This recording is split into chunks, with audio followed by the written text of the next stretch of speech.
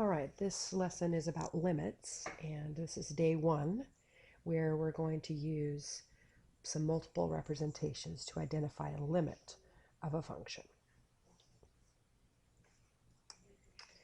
So how I'd like you to remember throughout this unit is the idea of this limit lizard that I've created, and each of these limbs that he has is going to represent one of our methods or the ways that we're going to calculate limits. Okay, so the first way we are going to try to find out a limit of something is we might be given a graph. And if we are given a graph of a function, we need to look at a few things. In this case, we've got several elements here. We've got three pieces to it. We've got the first piece that comes along here and leads to an open circle here at x equals 3. Then we have up here where we've got a closed point right here, and then it begins up at 3 on the y-axis and travels on out here. So if I were looking for the limit as x approached 3, I would need to look at three things. And so we'll use some notation here. So if we have the limit as x goes to 3 from the right-hand side, that's what I would write as. And again, this is my function f of x. So if I have the limit as x approaches 3 from the right-hand side of f of x, we would have to look up here at the graph and see as we're coming in from the right-hand side of x equals 3 here, we want to see what the y value is tending towards. And as we come in on the right-hand side here, it is tending towards 3. And in the same fashion, if we were looking for the limit as x approaches 3 from the left on our graph, we would come in from the left-hand side of 3 and find that we are down at -1. Now this is when a conclusion can be made for what the limit is as we approach 3 all around. As we approach 3 all around, notice I don't have any plus or minus out here, indicating you need to look from both sides. And when we look from both sides, you should note that they are different. That we've got a 3, we've got a -1.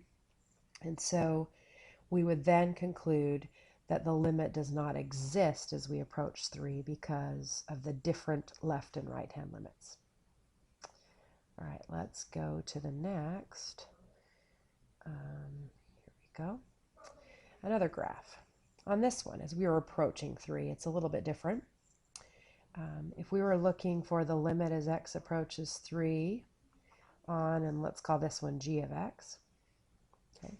If we were looking for the limit as x approaches 3, of g of x, I'm not asking you to look for the right and the left, but when I say all around, I'm asking you to look from the right and the left. So let's look from the left.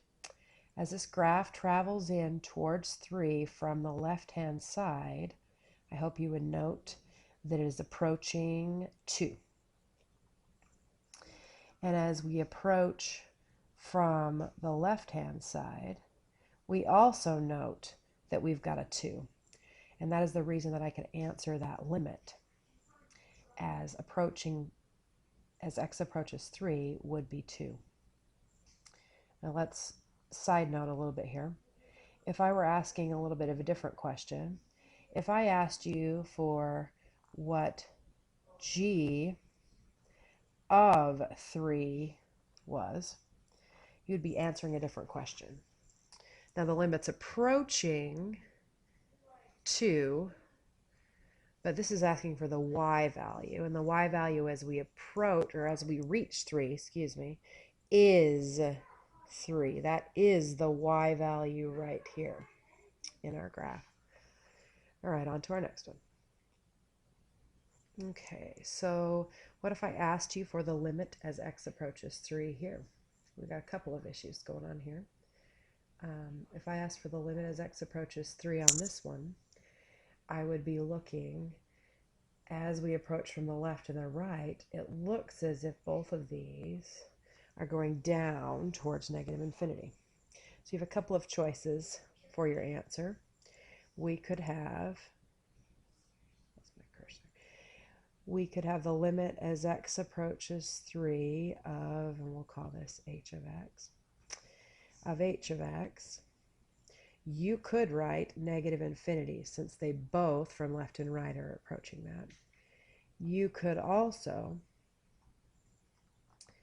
write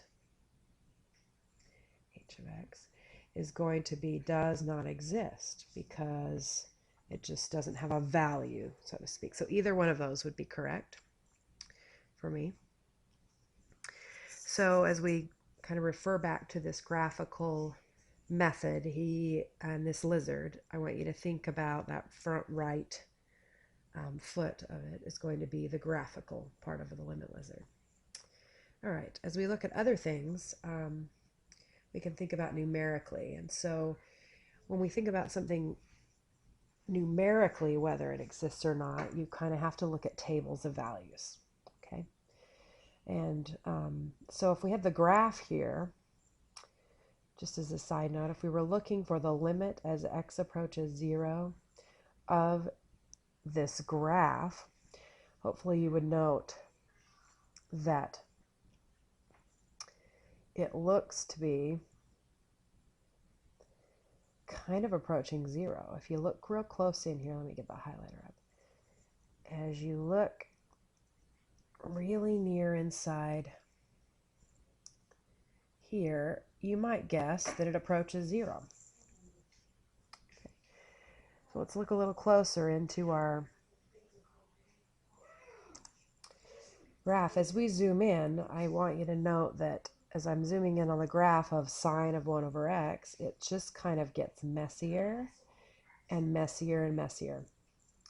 Now if we'll look at this on our actual table, I want you to note at negative 0.03 we are in the negatives. At negative 0.02 we are in positive. So it looks like that this graph is kind of going all over the place. It's not settling in anywhere that I can see that the value would have a limit. So I would say that the graph is oscillating between values as we approach 0, so you wouldn't have a limit on that one. So a limit would not exist as x approaches 0 on that. So again, another numeric kind of concept. If we were looking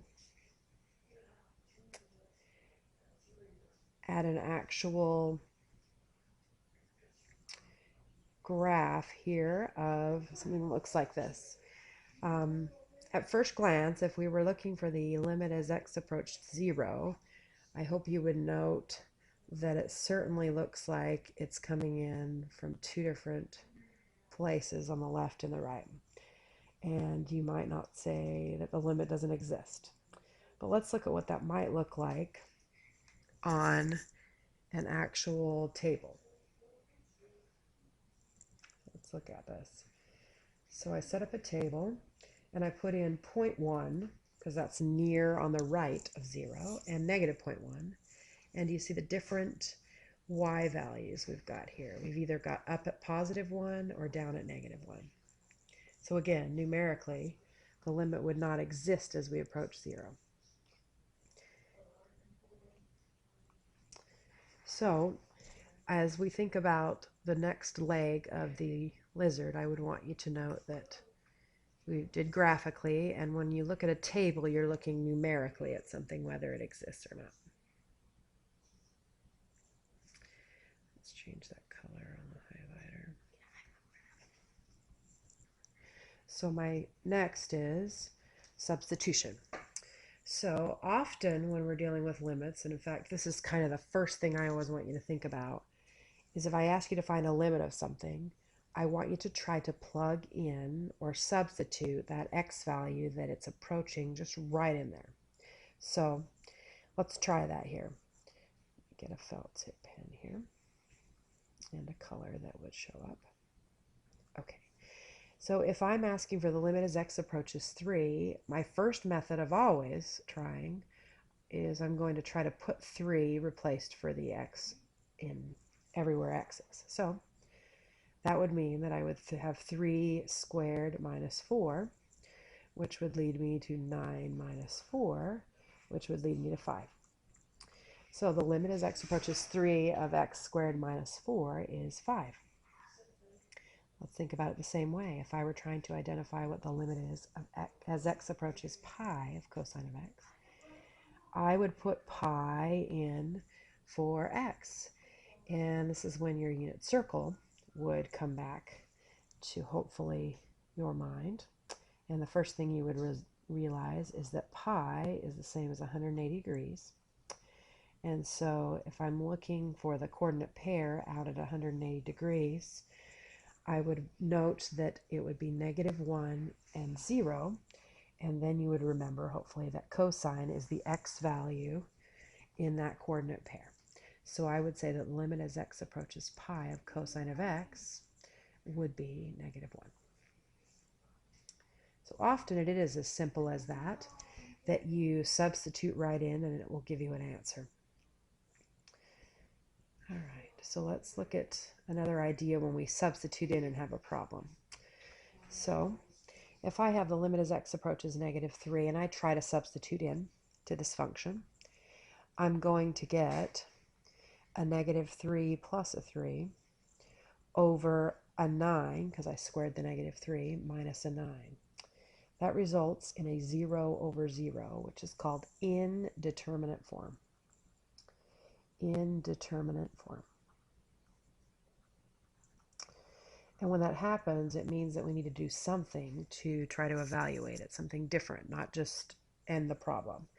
So in this one, I hope you would note that this denominator could be factored. So we've got the denominator is a difference of squares and factors into x plus 3, x minus 3. And then hopefully you would also note that that would cancel and allow us to then replace that in there and come up with, hopefully you would realize that's 1 on top because of the canceling and -6 on the bottom. So your answer sometimes requires a little bit of factoring before you can substitute in. So let's try a different one. And let me erase ink on the slide. This one is going to require some different factoring and a little bit more memory in that regard. So the bottom one factors into x minus 1 and x squared plus x plus 1. And you'll need to look up sum and difference of cubes if you do not remember how to factor that. How to factor the sum or difference of cubes. And that results, sorry about the notation, limit as x approaches 1, ends up being a 1 over, then I can replace the 1 here and get 1 over 1 plus 1 plus 1, which is 1/3. And so algebraically sometimes we need to factor to get the limit lizard to work out. We have not, if you'll note up in here, covered in this lesson all of the things. We have we did the factoring, we did the substitution, we plugged in, we graphed, and we looked near the x value. We numerically worked there and made a table. But analytically, we still have to work on a couple of methods to fill out our lizard. But most of all from this lizard, I want you to note the substitution is that leading leg, and that should always be where you begin. And finally, a little bit of practice preview. These sections and page numbers are those that will be worked on in class next time we meet. So if you'd like to get a head start, you might look those up. And I guess good luck to you.